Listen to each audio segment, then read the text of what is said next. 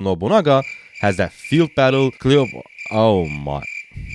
So this is Game of Empires 99.9% of the time. And this is Game of Empires the second my wife walks into my room. Perfect. What's going on, my beautiful people? Welcome to a new Game of Empires video. I told you guys I'll be making more videos because this is actually a fun and engaging game. So if you want to give it a shot, link is in the description and in the pinned comment down below. So make sure to download the game from those links. It helps the channel for free. What we're going to do today is that we are going to take a look at heroes. First, I'm going to give you guys some general tips and tricks about heroes, how to upgrade them, which ones to work on first, rare ones, epic ones, legendary ones, and then I will recommend some heroes for you to specifically prioritize. Without further ado, let's go. Spartans! What is your profession? First of all, let's talk about levels of heroes. As you guys can see, we have rare ones, epic ones, and legendary ones. Now, the general idea is rares are for early game, epics for mid game, and legendaries for the late game. Or you could say that rares are mostly good at PvE, so when you fight battle barbarians and all that. Epics are both good in PvE and PvP. Obviously, legendaries are the best for both situations when you fight against other players or where you battle barbarians or other neutral units. Even though legendaries are the best, epic and rare ones still have some benefits. The reason is, if you guys remember the first video, I talked about at the start of the game, you need a commander that has other benefits against neutral units because at the start, you will be most likely fighting against barbarians. This skill, Expedition, means that this hero is good at attacking barbarians and other neutral units. Even though Hussar Elite is a rare hero, or this guy, Praetorian Prefect, also a rare hero, he also has that Expedition, which means he's also really good against barbarians. Both rare commanders are really good for early game because they are good against barbarians. And on top of that, since they both require less XP than legendaries, it is a lot easier to level them up, and this means you will be able to use more troops because higher the level of your commander, the more troops that you can put in that army. For example, to get that Hussar Elite from level 1 to level 2, you only need 2.3k XP. But if we take a look at Pompey, who is again level 1, but this time it's an epic, now it requires 2.8k. And if we take a look at Alexander the Great, which is a legendary, now it is 3.5k. And it's just for level 1.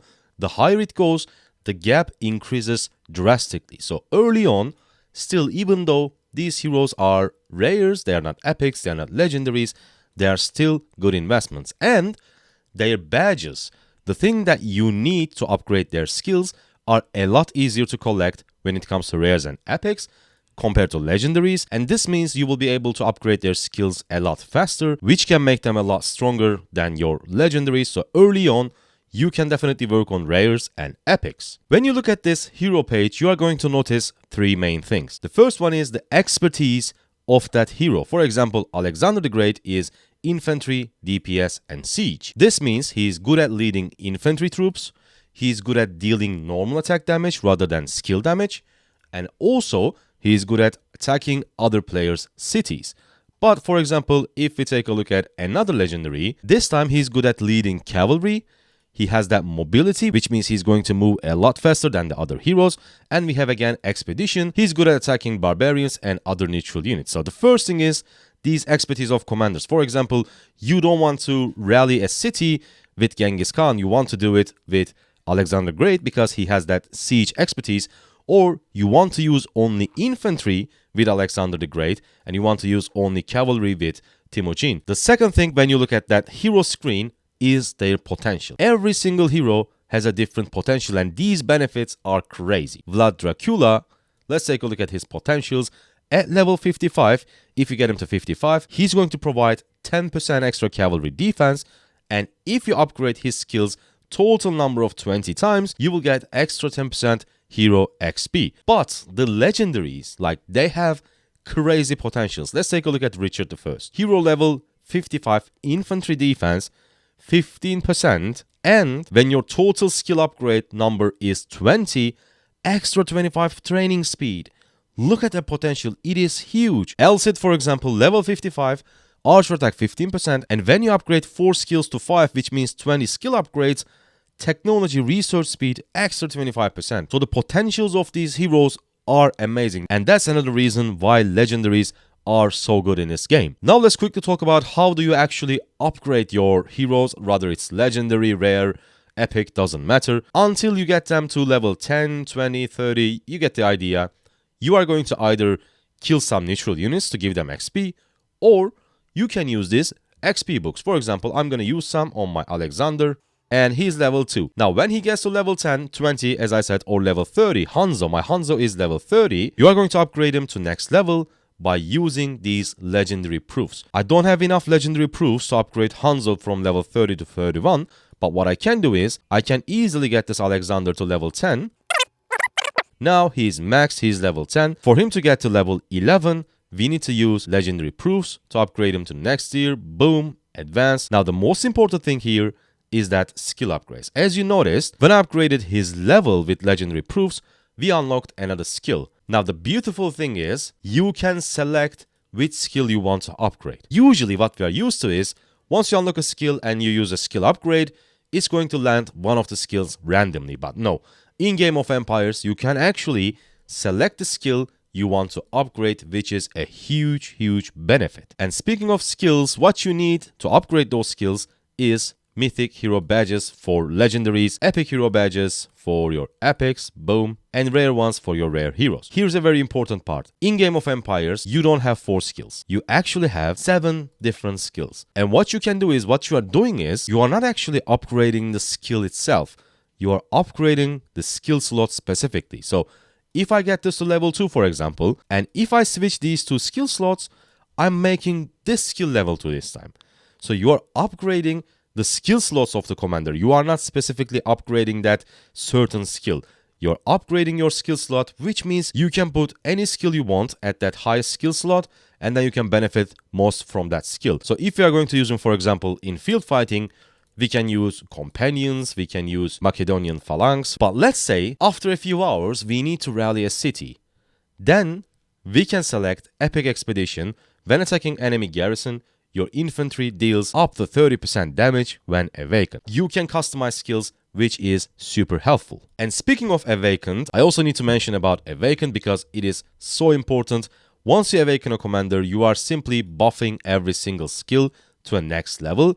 And awakened means upgrading every skill slot to maximum. Once you upgrade everything to max, you're going to awaken that commander and you are going to upgrade their skills even further. For example, our active skill damage multiplier normally goes up to 800 and damage reduction goes up to 24%, but when awakened, it goes up to 1000 and reduction goes up to 30%. And awakened affects all your skills, so it is very important to awaken your commanders. That's why it is also very important to decide which commanders you should work on. Now let's talk about some specific commanders, which ones you should focus first. As I said at the start of the video, I think working on your, let's say if you're a cavalry main, go for Hussar. If you're an infantry main, you can just simply go for Praetorian Prefect. They both do the same, they both are rare heroes, and they're good against barbarians. Here now we will see the skill animation of Hussar Elite. And the most important skills of Hussar is Charge is obviously his active skill, deals up to 625 damage to a single target. Winged Hussar, cavalry attack, always great to have when you're fighting against barbarians. And obviously Deterrence, awakened 15%, up to 15% more damage to barbarians. That's why he is so good against neutral units. And the other one I like is not actually Seed, but this one, Momentum. With a 10% chance, you can deal extra, up to extra 300 damage. Triumph is alright, and this one obviously useless against barbarians because it is more damage against archers. So my top 4 skills are Charge, Winged Hussar, Deterrence, and Momentum. The first 2 legendaries, Hanzo and Genghis Khan. The beauty of these, if you spend just a little bit, you can recruit both of these commanders very early on and you can purchase their badges. And since they both have Expedition, you are going to have much easier time compared to other players when you have these 2 commanders against barbarians and other neutral units. Let's quickly check the active skill of Hanzo, and then we will talk about his skills. Oh my, you see that emblem?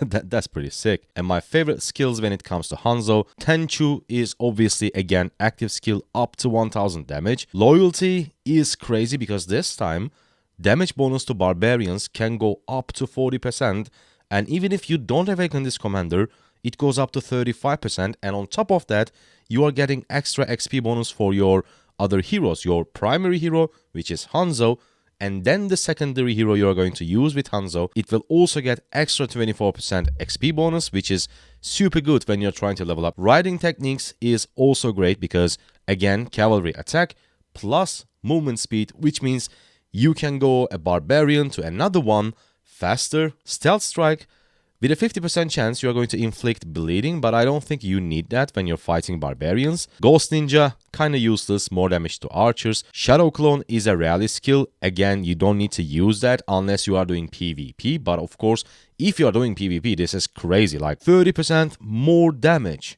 when attacking garrisons. Perfect. And Toxic Kunai is also a healing skill, so realistically the only thing that you need is loyalty and riding techniques, and of course your active skill when you are using Hanzo in PvE. But if you are using him on PvP, again, riding techniques is great. You are going to get rid of loyalty because this is a PvE skill, stealth strike, and either Toxic Kunai against healing heroes or Ghost Ninja if you are dealing with archers. So both Hanzo and Timuchin I think are great. Show us that active Genghis Khan. That's gotta be sick, come on. Oh my god. Let's take a look at his skills. Which skills are the best? Obviously for PvE, PvP doesn't matter. We want the active skill because it deals up to 1.5k damage this time. Like, this is probably the highest, if I'm not mistaken. A single target damage, 1.5k when awakened. Bitter fight, cavalry defense, extra HP, and when you're out of the battle, extra movement speed. Like, this is a perfect skill because you have the tankiness and you also have the movement speed, so you can catch your enemies easier and you can retreat safely. And Legend next skill is up to 50% this time. It doesn't have any XP bonus, but up to 50% damage against barbarians. This is so good. And this one, it is a healing skill, and it is also pretty useful against barbarians because the more you can heal your troops, the less you need to go back to your city, the more you can stay in the field. So healing multiplier up to 600 when you cast an active skill. So that will be great if you pair him with another hero that grants you extra rage. That will be perfect so that you can cast more skills and you can heal more and of course deal more damage. And drill. Normal attacks have a 10% chance to gain press forward, which grants you extra cavalry attack, but this time up to 40%. So you are getting extra 40% attack in here. And from Bitter Fight, flat 10% defense and 10% HP. Like, this hero is packed with a lot of raw stats, and raw stats in these games are super good. Let's take a look at Alexander the Great. Alexander, you can get Alexander for free. I think at the start of the server, you are going to have a 7-day login event. So when you log in for 7 days in a row, you are going to summon Alexander, and I think he is really, really strong. Let's see the active skill, then we will talk about his skills. This is Alexander the Great. His active skill better look good. Oof, okay, that's pretty good. Now let's take a look at his skills. The Son of God. Now, when you look at it, skill damage might seem a bit low because it is 1000 damage, but reduces the damage dealt to your troops up to 30%. So every single time you are casting your active skill with Alexander, you are reducing the all damage taken by 30%, which is like the tankiness this skill grants is crazy. Companions is also a great passive skill because it grants you total of 30% defensive stats. We have 15% defense, 15% HP. Raw stats, as I said, is always great. Lone March in the Wild, your infantry deals 30% more damage, which is also pretty good. But this one, Macedonian Phalanx, your troops' normal attacks has 10% chance to deal extra up to 800 damage. So there's a 10% chance that you are going to be dealing 1.8k damage in one skill cycle, plus you are increasing your tankiness by 30%. You are reducing the damage taken by 30%, and you are getting extra 30% defensive stats. So this guy has best of both worlds. He has the tankiness and he has the damage. Let's take a look at his last 3 skills. Flying Wedge, this time we are dealing more damage to cavalry because obviously infantry counters cavalry and cavalry counters archers. Epic Expedition, when attacking enemy garrison, you deal 30% more damage. This skill is really good when you're attacking cities, because I seen bunch of city rallies and Alexander is like perfect commander for that. His last skill, Invincible, this is also attached to his active skill, so being able to cast his active skill as fast as you can is quite important. When you cast your active skill, you gain Press Forward, which grants his infantry up to 40% attack, which is again raw stats perfect. Epics, as I said at my first video, card up in the top, Edward is the best one. He has both cavalry and skill talents, good amount of single target damage, so yeah, Edward is my top recommendation for epics. I honestly don't recommend for you to go for archers at the start of the game. I think the best option is cavalry and the second best is infantry. Richard I is amazing, Alexander the Great is amazing, but also Hanzo, Genghis Khan, both are again amazing. Just please be careful about Joan of Arc, because the thing is, you can get extra badges for Joan of Arc from the campaign. Here, boom. You can purchase 3 Joan of Arc badges every day, so don't waste your universal badges on Joan of Arc, even though she's pretty decent. She's a really good support / priest hero. But as I said, you technically get her badges for free. So why would you waste your universal badges on Joan of Arc? You definitely don't want to do that. But yeah, to sum it up, if you're an infantry main, go for Praetorian Prefect first. If you're a cavalry main, obviously the option is Hussar Elite. And after that, Edward is a really good epic. Besides Edward, Charles Martel also has that AoE damage, which is quite helpful. And when you get to legendaries, like these two, Genghis Khan and Hanzo, they are easy to summon and they are so strong at early game. So yeah, as I said, cavalry is like the main troop type in the game right now. But still, infantry with Alexander and Richard also looking pretty strong. This was our Game of Empires hero guide. Make sure to download the game from the link in the description or from the pinned comment. It's a great way to support our channel for free, and also it's a great game. Give it a shot. I'm kind of hooked, so I ain't gonna lie. Love the game. Yeah, make sure to download the game from that link. I see you guys on the next one. Bye.